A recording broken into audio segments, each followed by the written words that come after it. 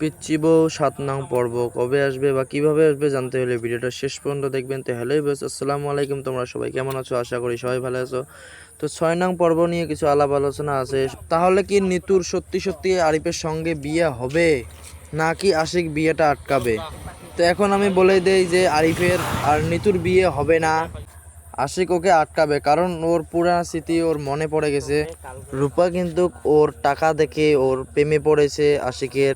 তারপর কিছুক্ষণ পরে বলছিল রূপা যে আমার বিয়ে হওয়ার পর তোমার বাবা মাকে গ্রামের বাড়িতে রেখে আসবো। আশিক কিন্তু জানতে পেরেছে যে রূপা আমার টাকা দেখে আমার প্রেমে পড়েছে। নীলা আশিকের টাকার লোভী না, কিন্তু রূপা আশিকের টাকার লোভী।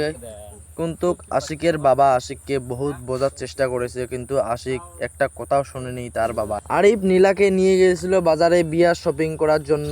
তার সঙ্গে আশিক রূপাকে বাজার নিয়ে গেছিল। নীলা পছন্দ করলো ২০,০০০ টাকা দামি শাড়ি, আর রূপা পছন্দ করলো ১,০০,০০০ টাকা দামি শাড়ি। এখানে আশিক বুঝতে পারলো যে রূপা আমার টাকার জন্য আমাকে ভালোবাসে। আশিক রূপাকে বলল যে এই শাড়িটার দাম বেশি, তুমি কম দাম শাড়ি নিয়ে নাও।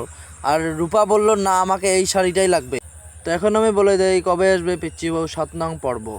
সো আপনারা ৫ থেকে ৬ দিনের ভিতরে পিচ্চি বউ ৭ নং পর্বটা দেখতে পারবেন নিদ্রা এক্সপ্রেস ইউটিউব চ্যানেলে।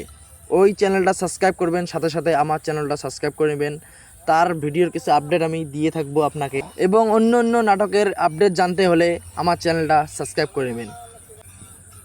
সো গাইস, ভিডিও যদি ভালো লাগে লাইক করবেন, কমেন্ট করবেন, শেয়ার করবেন, আর বেশি বেশি করে কমেন্ট করবেন কে কোন জেলা থেকে দেখতেছেন। তো আজকের ভিডিওটা এতটুকুই। সুস্থ থাকবেন, ভালো থাকবেন, টাটা অ্যান্ড বাই বাই।